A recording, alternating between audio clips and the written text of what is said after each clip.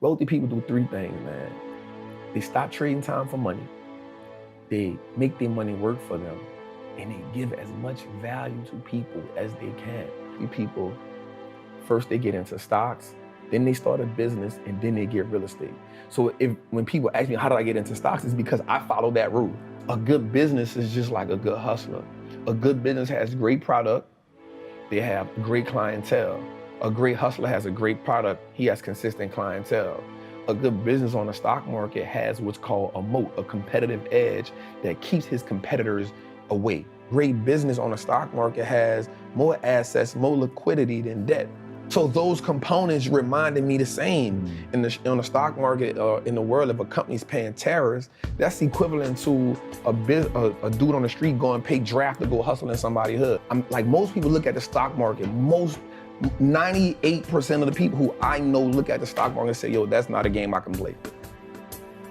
I'm staying away from it.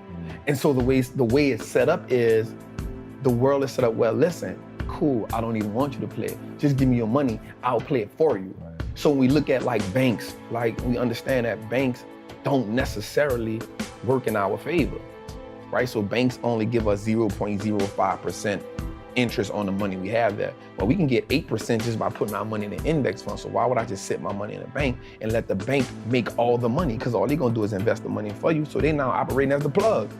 They operate now as the man who, I'm gonna front you this, I'm gonna make my money, I'm gonna take the cut, I'm gonna give you just enough to keep coming back. I'm gonna go to the plug. Who is the plug? The stock market, right? And so once I understood the fundamentals of like, the most important thing too, is we don't understand how money works. That's a whole different language in its own. The relationship with money in my community is, you make money, just enough to pay bills. And so once you get tired of paying bills, you say, you know what? I need to treat myself to something, right? No matter if I gotta go in debt, no matter if I need to treat myself to something to take this misery away. So you treat yourself to something that you can't afford at the time, right? But it makes you feel good in the moment. And so because it makes you feel good, you say, you know what? I'm living. This is a reprieve from everyday struggle. Let me get back on the hamster wheel. And so the sacrifice now becomes hard, because now you're saying, I gotta work, and never get that reprieve. I'm not willing to do that, right? And so that's the mindset comes in and say, everybody around me had the same problem. No one represented the solution. So if I don't change something, I'm only gonna end up like everybody else I know. Somebody has the solution somewhere. There's too many people out here living the life of their dreams that I'm watching. They know something I don't know. And the only thing that they had was access to a different type of information. So once I went and got the information, I now wanted to sing from the mountaintop, like, yo, look at this dope thing I found. Everybody can be a part of it. And then when I showed it to people, they was like, that ain't it, bro. I'm not about to do that. And so I realized how powerful it was for me to, one, become economically like powerful in my mind. Because the thing about investing, especially in stocks, is that piece of ownership of everything that I use now makes me say, well, if I own that Apple, God, I don't care about buying an Apple phone. If I'm gonna wear Levi's and I'm gonna wear Timberlands, if I can own VFC Corp, then I own the stuff that I'm buying. I'm okay with that. Like that subtle shift in my mindset changed everything for me. Because now I was after just owning everything that I consume. In the beginning, that was my introduction to the game. Let me just own everything I consume and then I'll feel okay. Great. Owning a stock is like, it's owning a percentage of a great business. And so once I understood that concept, I understood that the key to wealth is through ownership.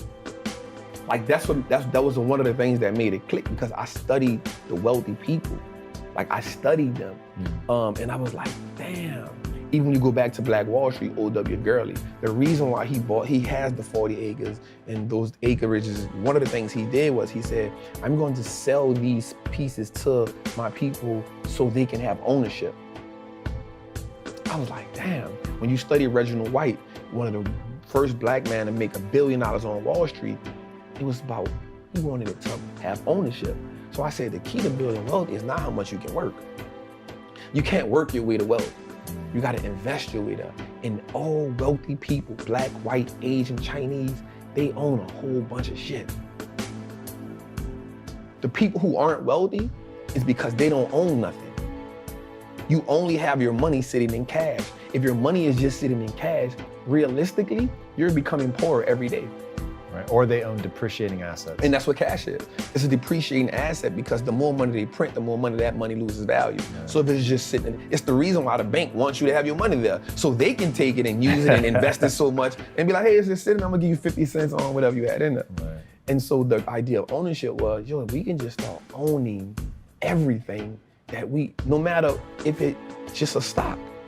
Like, that's powerful, because if you can start owning the businesses that you now consume every day, you turn a one-time transaction to a lifetime of profit.